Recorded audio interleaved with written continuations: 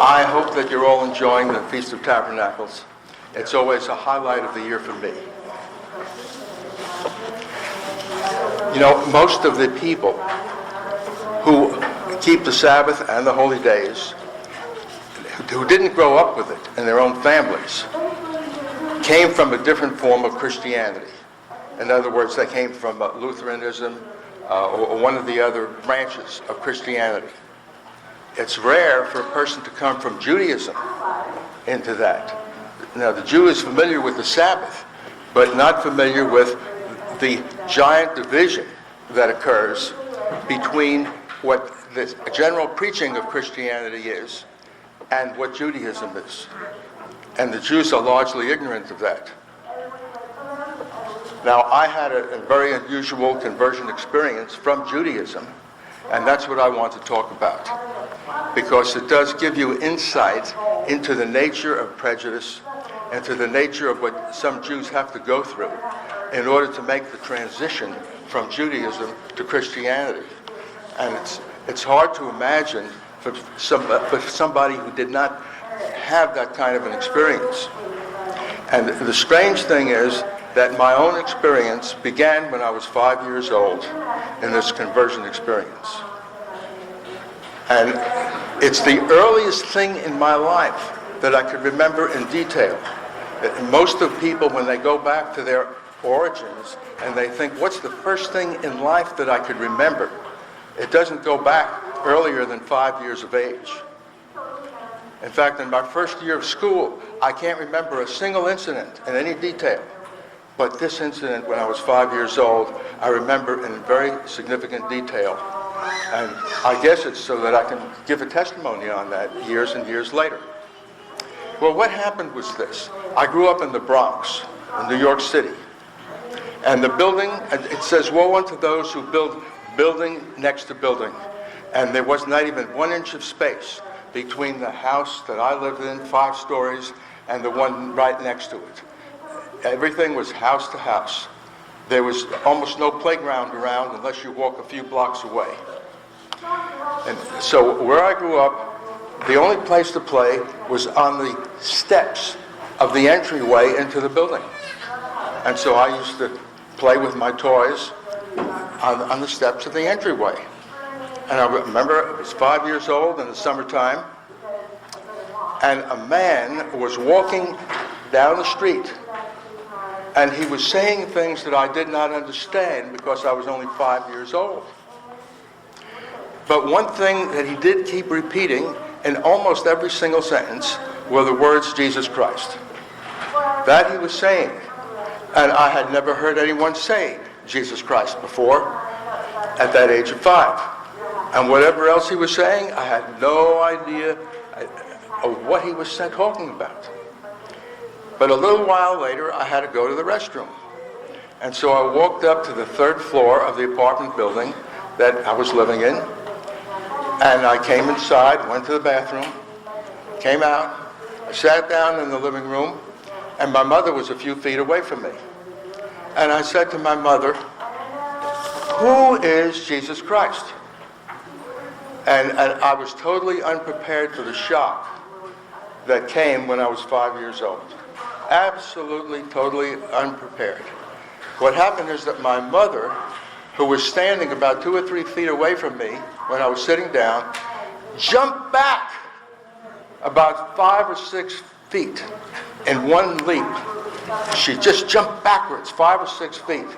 And she had a horrified look on her face. I had never seen my mother with such a look before. She had such a horrified look when I asked her, who is Jesus Christ? She taught me to be very inquisitive. She taught me if I had any question about anything, I should come to her and ask her. And I wanted to know things, so I always asked her questions. And I heard the man kept on talking, Jesus Christ this, Jesus Christ that, no idea what it was all about. And so I went upstairs and I asked my mother, who is Jesus Christ? And she recoiled. She jumped back about 5 or 6 feet, and she had a horrid look on her face. And she said to me, and I could remember the distinct words, we are Jews. We are not Christians. We don't say that word. And I was just totally dumbfounded. I was shocked.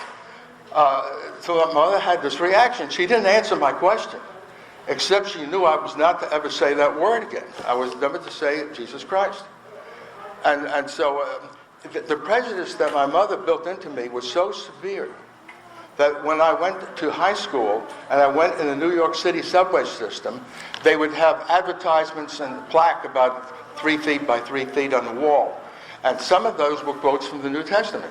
And I could not even get myself to read the plaque that was from the New Testament. My mind was so prejudiced by my mother when I was 5 years old. I could never read a single verse, not a single verse, up on those American Bible Society quotes from the New Testament. And it was really a very strange situation, because my mother built in this prejudice. The whole neighborhood that I lived in when I grew up was about 98% Jewish. And the people just never spoke about it. Even when my father paid money that I would go to the Jewish school after public school hours, from the age of 6 up to 13, I went to that school, and they never went to any messianic prophecies of the Old Testament. Not a single one. And they never discussed the issue. And they never mentioned Jesus Christ in all of those years that I went to the Jewish school. It's almost like it's a blackout. As if every place you're reading where it begins to mention something about the Messiah, it's as if they took a black marker and just blotted it out as if it was absent. That's the way it was. It was just, you don't see it and you don't hear it, and it's not there. And that's the way it was. Well, the next major incident that happened in my life, and I know the date. It was a very specific date, and it's February 5th, 1961, when I was 19 years old. On February 5th, 1961, I was 19, and I was searching for another rock and roll station where I can do exercise. I used to do exercise to the rock and roll music. And so I was looking for a station, and I did a little swivel of the dial, and it happened to begin at one of the Garner Ted Armstrong radio broadcasts. And it caught my attention because he asked a pivotal question in life. He said, "Do you want a booklet that shows 7 proofs that God exists?" That was the nature of it. And he had 7 different things to send away for free. And I figured, I got a postcard. It's only about a 3-cent postcard. And I could manage to write all these things down on that one postcard and just send away a postcard, 2 or 3 cents.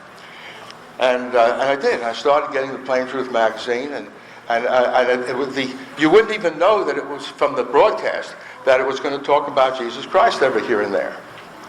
But it did, and I did not actually read it. But I put it in a drawer. I was one of the first people to get the mail. I got it before my mother did, and so I just began collecting this stuff and putting it in a drawer and not even reading it. That's a strange thing. It was like a stamp collection to me. I don't take out a magnifying glass and look at the stamp and all this, and I didn't even read the magazine. But every once in a while there was a secular article about pollution or something like that, and I would maybe look at that. So I was saving up all these articles, and then what happened is a couple of years later, I went to the University of Arizona. And I said, now I'm going to be away from my parents. They won't be able to look over my shoulders and see what I'm looking at. So I took that huge pile of literature that I had saved up in the drawer as a stamp collection, so to speak, with the Plain Truth magazine and all these other booklets that I was getting, and I took it out to Arizona with me, to the University of Arizona in Tucson. And I began looking through it, and I decided, standard Christianity comes across on the radio and TV, not that I ever listened to it much, except a couple of minutes here or there, and standard Christianity teaches that there's a great cleavage between Judaism and the New Testament. And so I began to say to myself, is there really a cleavage? How and in what ways does the New Testament contradict the Old Testament? And so I began to do this as an academic study. I was not really interested in Jesus at all. I was just interested in knowing how is there a contradiction between the teachings of the New Testament and the Old Testament? That was my number one focus. So I bought my first Bible that had a New Testament in it, and I began to read it and try to compare it and look for contradictions. And there were a few parts of Paul's letters and so forth that were a little bit confusing. I didn't have explanations for all of that. But what I did recognize is that I didn't see contradictions all over the place. I didn't see anything that says, now we keep Sunday instead of the Sabbath. I began recognizing that a lot of what Christianity teaches is not in the New Testament. So this was an enlightening experience for me. And the source of the Plain Truth magazine had a Bible correspondence course, and I decided to send away for it. And so I sent away for it, and I began getting the lessons, and it filled in gaps, and had other booklets that kept adding and adding and adding to it. And I began to study the Messianic prophecies for the first time in my life. In other words, what I started out was just seeing what contradictions the Old Testament and the New Testament had in doctrine. Couldn't find any. And then I branched off from there into the Messianic prophecies. And it's the Messianic prophecies that finally got to me, because I began to see that in depth. I made a detailed study, Daniel's 70 weeks prophecy and other prophecies.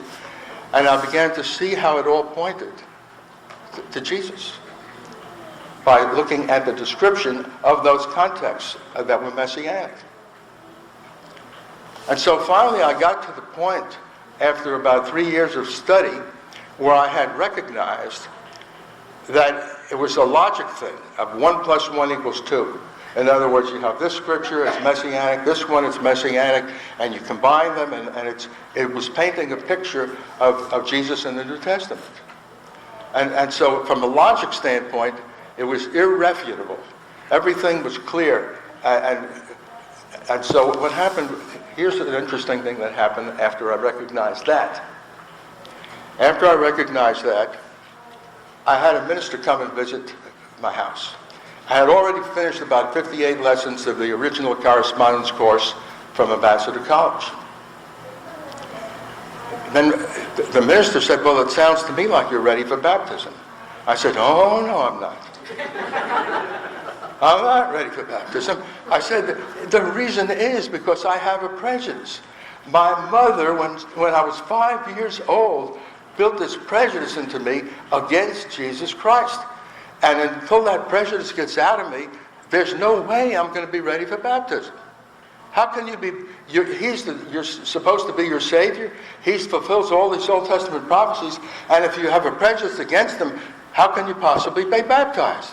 And the minister could not refute what I was saying. And he said, well, what are you doing? I said, well, I'm praying about it. I'm praying about the prejudice, but that's all I know to do. And he says, well, just continue.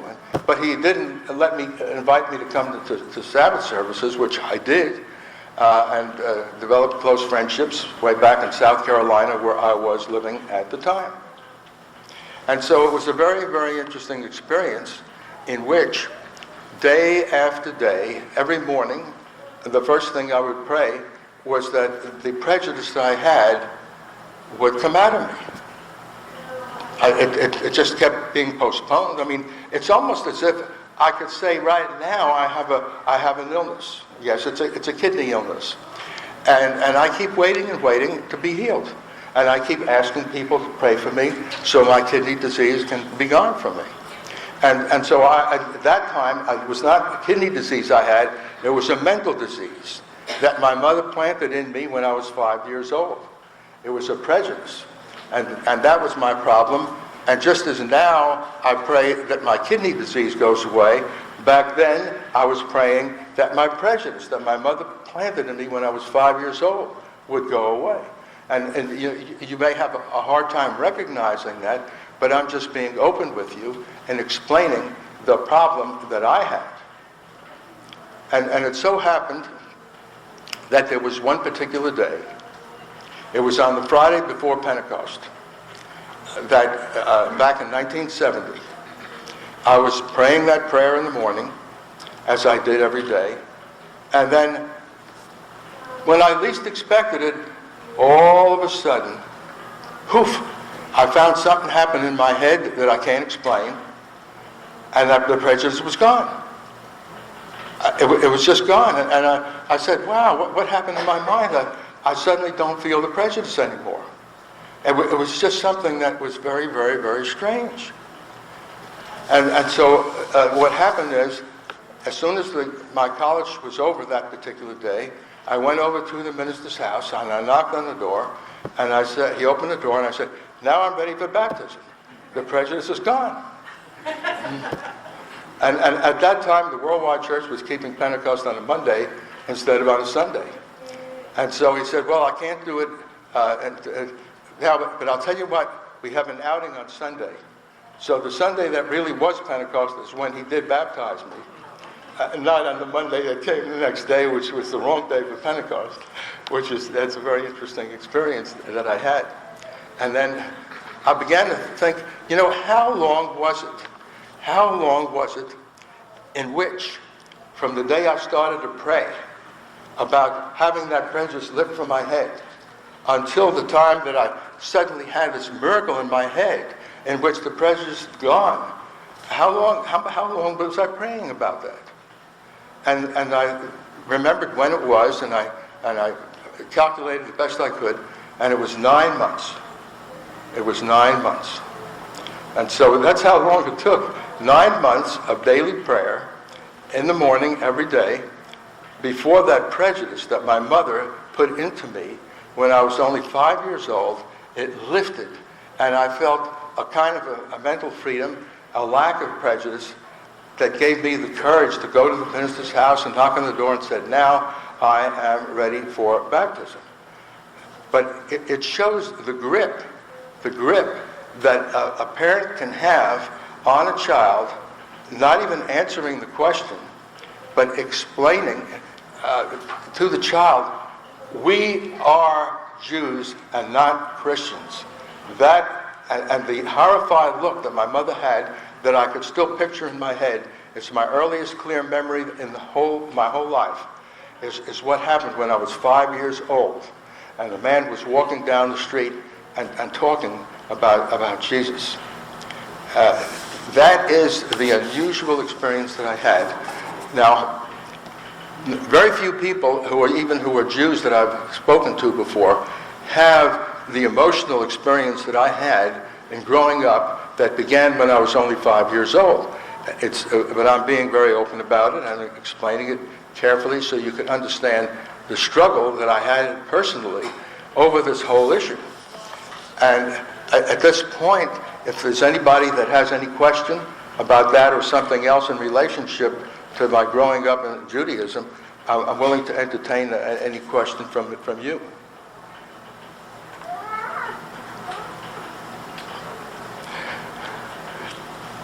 Anyway, I personally, yes. Did you ever have questions? Did you visit the temple or the synagogue, and did you ever have questions about sacrifices? What we ought to do now for sacrifices? Anything that smacked of a hint of anything about the Messiah or purposes like that, they just shied away from it. Even you take Genesis 3:15, that talk about the bruising that have innuendos of the New Testament hidden in it. When we went through that, which we did go through, the Jews didn't have an explanation for it. They said this is a mystery verse that needs to be revealed, and the Jews don't have a uniform explanation.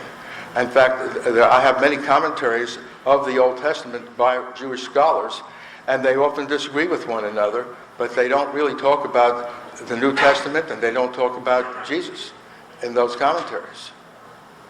I hope that sort of answers the question. And any other question anyone has? Yes? How did your family react to you? That's a very, very good question. Because when I asked the minister, how do I relate to my parents now that I've gone under this?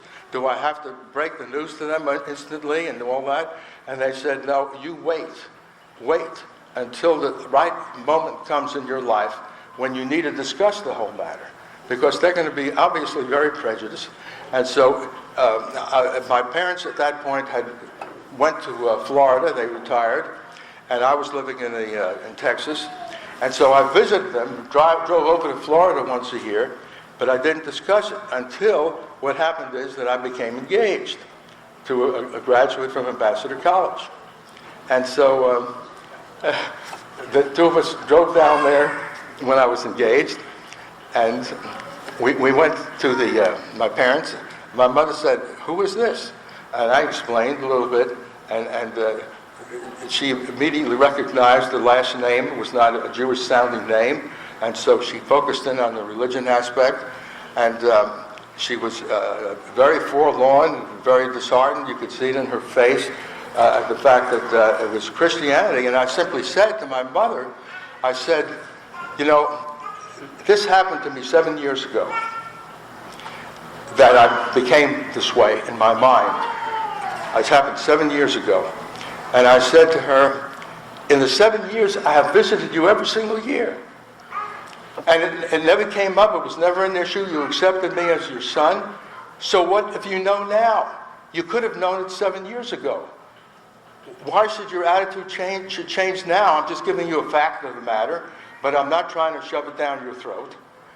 And she just thought about it a little bit, and she didn't feel like having a funeral over me. She just said, "Well," and my father especially said, "when you're in our house, never mention anything about Christianity. Don't ever mention anything about Jesus. Don't mention anything about the New Testament. Don't discuss your religion. Otherwise, you're not welcome here." And so they had a kind of a duality, a cleavage. And we had a very long engagement, a 9-month engagement. And my parents didn't want to come to the wedding because it was going to be a Christian wedding. But I had a discussion with them. First of all, they were renting from a musician's hall. So I told my parents, it's not going to be in a church. It's going to be in a church building, that is. It's going to be in the musician's hall. And then secondly, I said, the minister is going to talk about the God of Abraham, Isaac, and Jacob. He was not going to mention Jesus. And so about 2 weeks before the wedding, my parents said, "We will come." So they came to the wedding. The minister kept his part of the bargain, and it came out okay. But it was a very interesting experience in which I had to be very careful not to offend my parents when I visited them with my wife. But that was after 7 years, and I had to wait that period of time before the right opportunity came to explain what my position was. But so it's something I had to walk on eggshells in order to avoid offending my parents, because it was such a lifelong prejudice that they had, they couldn't fathom it. And my father would say to me something like, during the Middle Ages, the Crusades came, and the Crusades, they raped the women, they did all these horrible things to the Jews. How can you become a Christian? And all I could say is that these Crusaders that did that, they were Christians in name, but they weren't really Christians. And my father didn't want to debate the subject. He says, "That's the end of it. Let's change the subject and go on to something else." And so, very good questions. Any other questions? Yes, here. Were you involved in Judaism before you left home? Yes, Were you really deeply involved? Well, not deeply. What happened is that from the age of 6 to 13, I did go to the Jewish school. We sang songs, and we did all of the things, and we studied Hebrew, and we did all that. But after the age of 13, when I had my bar mitzvah ceremony, the secularism of the school system took a greater grip on my life, and I didn't become an atheist. I still had a feeling of reverence, if you will, in terms of what I learned. I never forgot it. But so I was not an atheist, but I was not ardently into the ritual aspects of Judaism, and which is what your question involves. Yes. So did your family take you to the synagogue every week? I'll tell you this: my grandparents, on both my mother's side and my father's side, they were Orthodox Jews. And as Orthodox Jews, they went all the time. And when I came near bar mitzvah time, my mother's father, who came in from California to live with us during that period of time, he went with the rituals with me. And he was teaching me all of the rituals in Hebrew and how to do this and that and the other, because in order to have a valid bar mitzvah in his mind, I had to go through certain rituals. And I did it for his sake, not for my own sake, to please my grandfather on my mother's side. But I just didn't feel the motivation to get involved in the ritual aspects of it, of Orthodox Judaism, the way my four grandparents were. And my father was a carpenter, and he used to work very, very heavy as a carpenter in New York City. And he was really exhausted by the end of the week, and he was too tired to go to the Sabbath. And so, in other words, ritualistically, they didn't do it. They paid money that I would do it, and I would go, but they wouldn't go. Oh, yes, question down here. This may be off subject here, and so you can answer it afterwards. What's your view on the Talmud? The Talmud, I'll discuss that for a moment. First of all, I do have an interest in the Talmud, but not for the sake of the Talmud itself, but rather because I have a very strong interest in certain aspects of Jewish history. And my strong interest in certain aspects of Jewish history that relate to specific kind of subjects discussed in the Talmud, that is what caused me to go to it. Now, going to it is not for its own sake, but what I did do is I went to the scholars. I went to the university libraries week after week, and you wouldn't believe how many times, thousands of times, that I've been to the library and collected information that relates to the Talmud. And I began realizing, just as Christianity is divided up into different sects, Judaism is the same way. There's Orthodox Judaism, there's conservative Judaism, and there's Reform Judaism. And the Jewish scholars don't agree with one another on the Talmud. And so what I did is I understood why this branch of Judaism has this view of the Talmud, and this other branch of Judaism has a different view of the Talmud, and the third branch of Judaism has another view of the Talmud, and historically how these different branches of Judaism came about. And so I began to study why certain scholars have different views on the Talmud. And so the answer to your question is, yes, I have an interest in the Talmud, but for historical reasons, and to understand why Jews disagree with one another about it, when it came about, and there's differences between Judaism in the first century and Judaism as it developed from the Talmud point of view onward, from about 200 AD onwards. So that gives you an inkling of how I would answer that question. Yes, there are different views of the Talmud. I've had an interest in it for historical reasons. Any other questions? Yes? Have you ever listened to people like Toby Singer? Do you know who that is? Yes. There are some people who try to take people who have converted to Christianity and get them to come back to Judaism. And what I find is that they're very shallow in their depth in studying the Old Testament prophecies that combine with one another to show the Messiah. They're very shallow, and there's no depth to it. They try to pick on little bitty pieces here and there, as if just picking on this little piece or that little piece is going to shatter a person, and it just doesn't. It just doesn't work, and it's wrong-headed, and they're not going to succeed in their efforts. Any other question? Yes. So I was going to maybe a follow-up on my previous question then. When it comes to Shabbat, okay, you were baptized on Shabbat. So did that become an issue for you, or were you leaning side on 6 and then you came back to the way Mr. Armstrong was teaching it, or how did you reconcile? Well, first of all, when I was in my teenage, I used to ask my father questions. And one thing I liked about my parents, except of course when it has to do with Jesus, they would answer my questions. And one of the questions I asked them has to do with your question now. And I said to my father, why is it that you don't keep the Sabbath carefully? Why don't you go to the synagogue on the Sabbath? Why do I go? Because you pay money for me to go, but you don't go.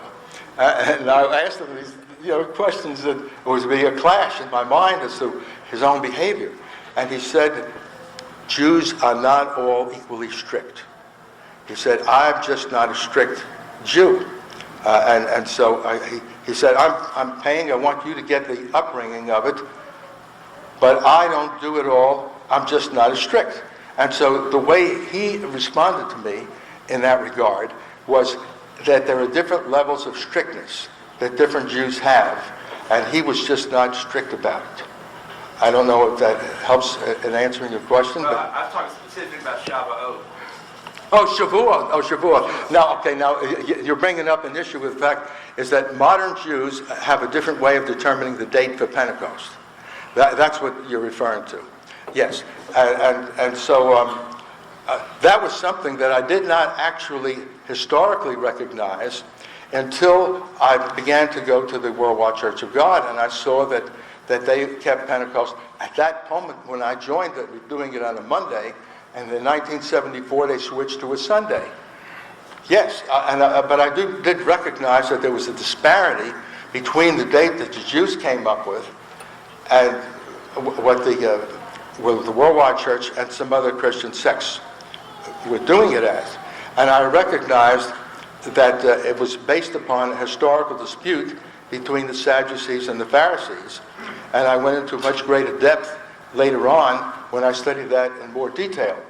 Because some people who know me well know that things that have to do with the calendar and the Talmud and Jewish history, these are things that my mind has worked on a lot.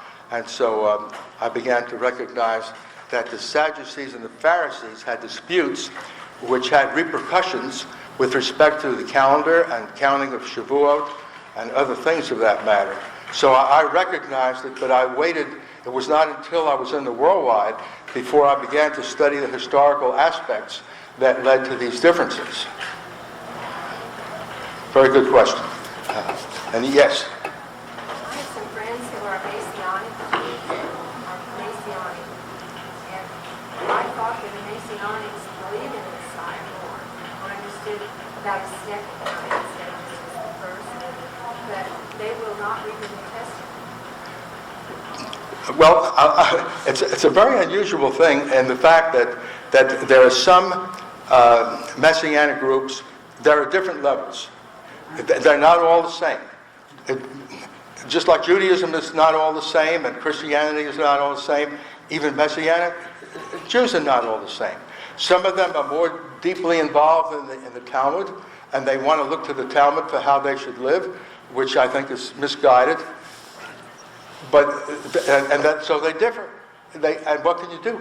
I've met some people, some Christians who don't want to accept Paul's writings. They want to throw out certain selected parts of the New Testament. They're just not all the same.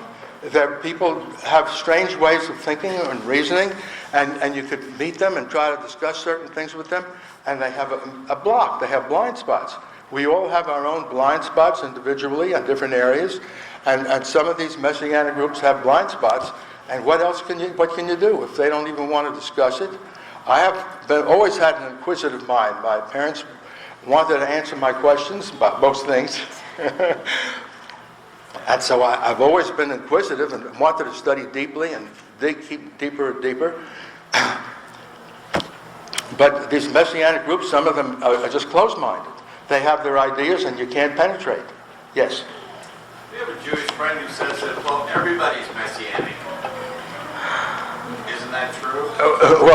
A Messianic means, at least in terms of its current usage, is that you believe that the prophecies of the Messiah were fulfilled in Jesus, Yeshua. That's not what he's saying. Then he has a different meaning of the word Messianic. And he's using his own concept of what the word Messianic means when he says that. So in other words, a dispute over definition of the word Messianic is what it is. Yes? He explains that we're all looking for a Messiah. Whether he's been here before or not, we'll sort out when he gets here. Well, it's a different definition of Messianic. The standard use of it by Messianic groups is that Jesus is the Messiah that was prophesied in the Old Testament. And so they look backwards historically that it already happened and will happen a second time. That's what it is. However, people have their strange ideas, like that definition of messianic. Any other kind of question? Yes? Yeah, what would you recommend as a good way to minister to us Christians, to minister to Jews, and where they might be, their ears might be tickled to listen about Jesus Christ? Have you got any evangelistic secrets you want to share?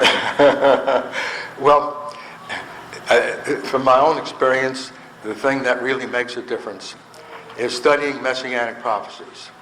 And one of the biggest thorns in that regard is Isaiah chapter 53, Amen. 52 and 53. The Jews have a very, very stilted way of attempting to answer that from a scholarly viewpoint. And they try to take that scripture and they, instead of looking at it as fulfilled in Jesus, they look upon it as being fulfilled in Israel. That's the way they do it, but it's very, very difficult for the mind to make that transition, to make everything in Isaiah 53 as if it talks about Israel instead of Jesus. Yes? What is the difference between a Hebrew and a Jew? Well, Eber is considered the father of the Hebrews, and Abraham was a Hebrew in the fact that he descended from Eber. And so the word Eber and Hebrew go back to an earlier time, and the Jews are not mentioned until later on in the scripture, as there was a northern house of Israel, a southern house of Judah, and Judah was Judah and most of and Benjamin and most of Levi. And so the word Jew came primarily from the house of Judah, and as a historical carry through today through the house of Judah. The question here?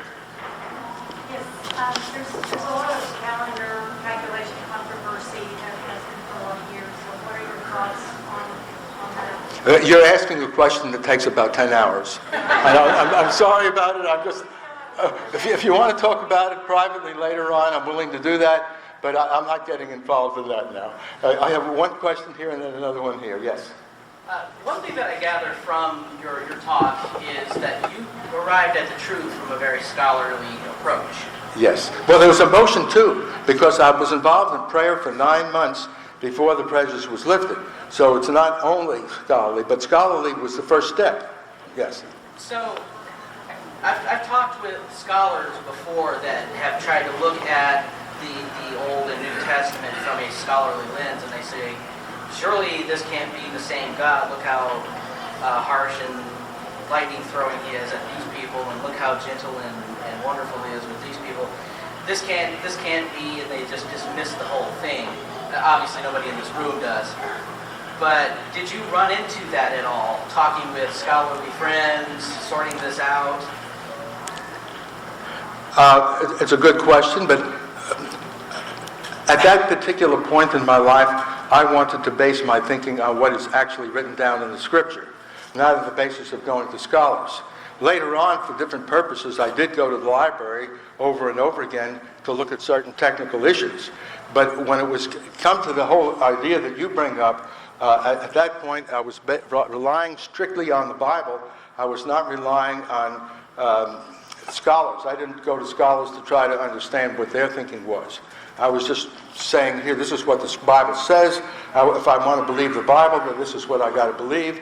And scholars were far from my head. Well, there was one hand that was up over here. It's not there right now, so here, yes. Is that the time in the seminar? Is my time up? Okay. I'm happy to have other discussions with other people anytime that I'm here at the feast. And so, anyway.